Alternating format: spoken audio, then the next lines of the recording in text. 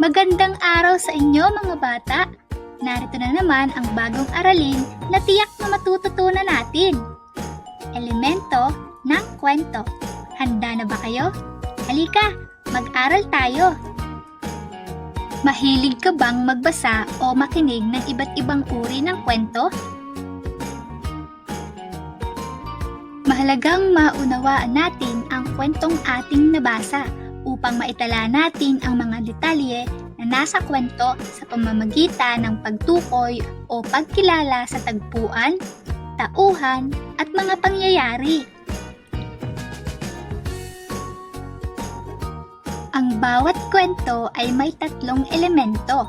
Ang mga ito ay ang tauhan, tagpuan, at mga pangyayari. Halika, isa-isahin natin silang alamin.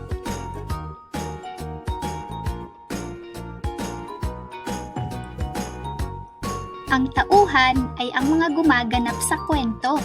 Halimbawa, nanay, tatay, lolo, lola, kuya, ate, doktor, guro, at marami pang iba.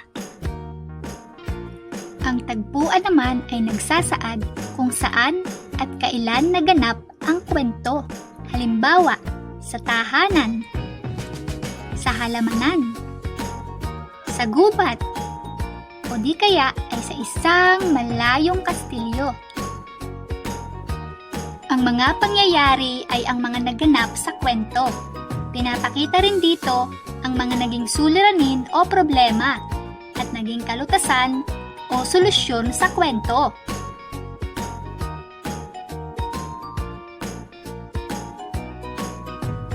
Ang suliranin ay ang mga problema na kinakaharap ng tauhan sa kwento. Halimbawa, may isang uri ng sakit na kumakalat sa buong mundo. Ang lahat ay maaaring tamaan nito. Ang kalutasan ay mga solusyon na ginagawa ng tauhan upang matapos na ang problema.